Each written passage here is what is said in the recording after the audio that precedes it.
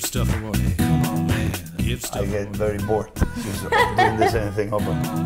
Give stuff away. Come on, man. Give stuff away. Come on, man. You're opening a fast casual restaurant. Tell me a little bit about why you're jumping into the fast casual space and why you think so many chefs are going towards that area rather than fine dining. Probably first inspiration was a guy like Steve Hells, right?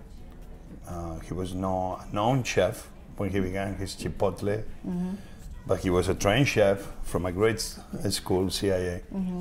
It's great to see his success. But there is this great opportunity to some concepts, not only do one, but do 10 or do 100 or do 1,000. So I do believe that more chefs, we should be not only trying to feed the few, but it's a huge opportunity to feed the 9 billion people that we're going to have by the year 2050.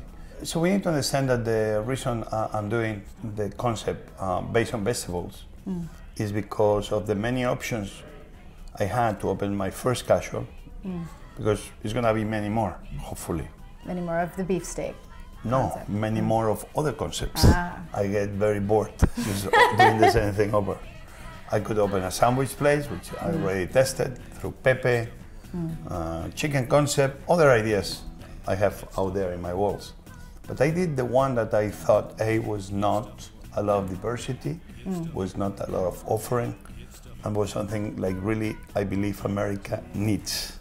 Think of your friends. Obviously, a lot of people credit you with popularizing tapas in the US. Now that there's so much tapas here, are there any types of tapas dishes or restaurants that you want to see go away, like that you see on every menu that you're like, all right, we have enough of this? Well, I'm not a guy that says it's too much of this, or I think the press sometimes does that. Yeah, we're guilty of it. I've seen already for the last 10, 15 years, many people saying that the small plate movement was over, or that the tapas were over, and I kind of laugh. Yeah. I think tapas are here to stay, small dishes are here to stay. Right. Sharing is what makes humanity amazing, and that's why people enjoy a meal around tapas. Give stuff away. How do you find that you balance the desire for you to do modern food as well as you have a lot of comfort food as well? Well, I think really it's only two types of food. And here I'm using a phrase of a legend of Spain called Juan Mari Arsac, the father of the movement of Basque Country back in the 70s. And he said, it's only two types of cooking. It's the good cooking and the bad cooking. And the truth is that we need to understand that what is traditional today, back in time, 100 years, was modern. Right. And obviously the good things is what remains. You know, is people maybe criticizing the phones, but actually now Starbucks use them for whipped cream. They're great technological improvements to make our lives easier.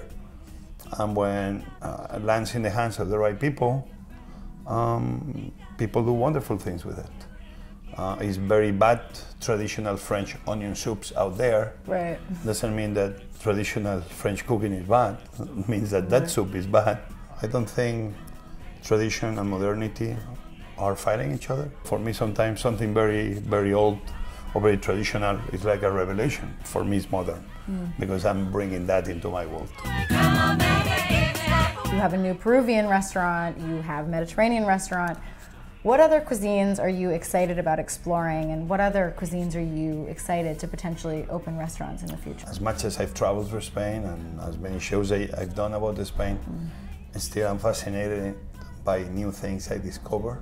One of the concepts I want to do will be a Jewish Sephardic restaurant, which will be almost the cooking that was happening before 1492, and they transformed some rituals in dishes that still they are part of Spanish traditions today in many ways. So that'll be one. I want to try that.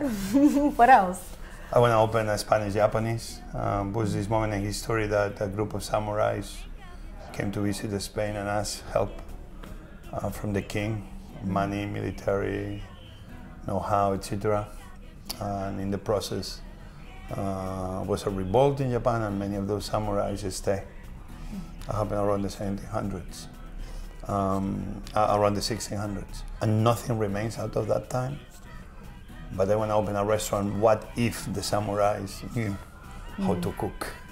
So this one is a restaurant exploring almost the connections that were supposed to happen between such two different countries like Japan and Spain, but actually the love for the seafood makes them very unique. The love for frying foods makes them very unique. And actually, tempura came from Spain and Portugal to Japan. Even people are not aware. Think of the children. You have lived in DC a long time. You do a lot of work with politicians. If you could ever run for office, what position would you want to take? I would love to run really and become the Speaker of the House. So for whatever state, probably it'd be Maryland.